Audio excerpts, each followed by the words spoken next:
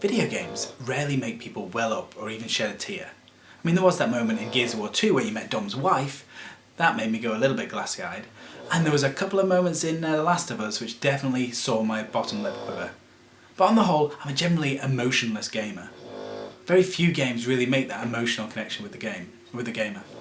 Recently I've just downloaded The Novelist on Steam and found that was one of the only more recent games which really shows the power of games and makes that true emotional connection to a gamer. Amazingly, I found myself nearly blubbing after playing The Novelist, a first-person voyeur game from Orthogonal Games.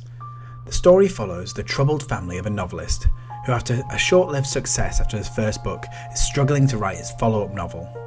In an effort to gain inspiration and avoid distraction, the whole family move to a secluded beachfront home in an unknown part of the world. The family is far from perfect and have all the issues and strains real families have, such as finding time for each other, prioritising jobs, and generally working together. In the beginning of the game, you play as a ghost or spirit that inhabits the house. I know it sounds very much like The Shining at this point, and there are some minor similarities. However, the ghost is not malevolent or evil, but merely an observer of events with very little it can do to change its surroundings.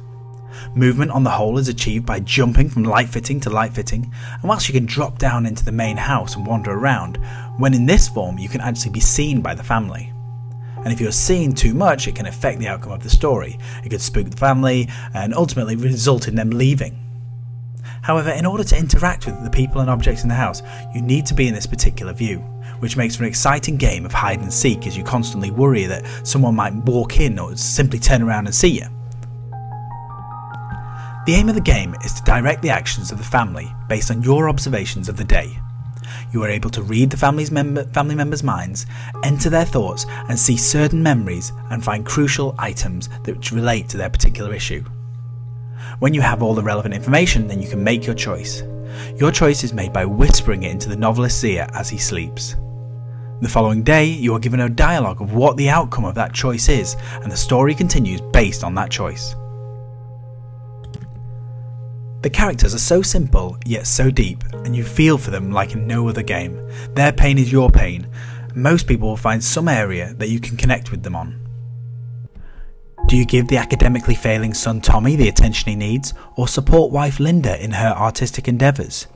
Or do you push Dan to work on his novel and keep the wolves from the door?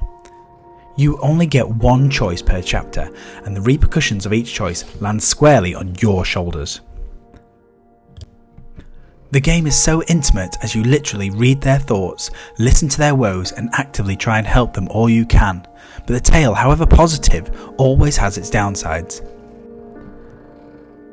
It is ultimately up to you to get this family through the tough times, and it will leave you both emotionally drained and awestruck as you sit back and re-evaluate the power of games. There will be moments where you get a little bored and even times where you question whether or not you want a game to be an emotional roller coaster, but you should put in the few hours it takes to finish the story because you won't be disappointed. It's likely to shift your perspective somewhat and make other games feel emotionally one-sided. The game also has another story to tell, as each night, before you use the subtle power of suggestion, you find clues about yourself and your own harrowing tale around the house. By reading personal letters and finding newspaper clippings, you are able to piece together why you are haunting this house and how to set yourself free of its confines. Overall, this is a defining moment in gaming. The graphics are average, the setting is a simple 3-bedroomed house, and the levels consist of a handful of chapters leading to its conclusion. However, the emotional connection and the agency that the player has within the game is amazing, and the weight of responsibility it impresses on the player is unique. This isn't a game that you'll want to play all the time, nor one that you'll continually tackle to see the different outcomes, but you will want to experience it at least once. The Novelist is 1,000 miles away from any game that you would find on a console, and it will put a lot of people outside of their comfort zones. But if you really want to see the future of emotional gaming, then definitely invest a few hours in The Novelist.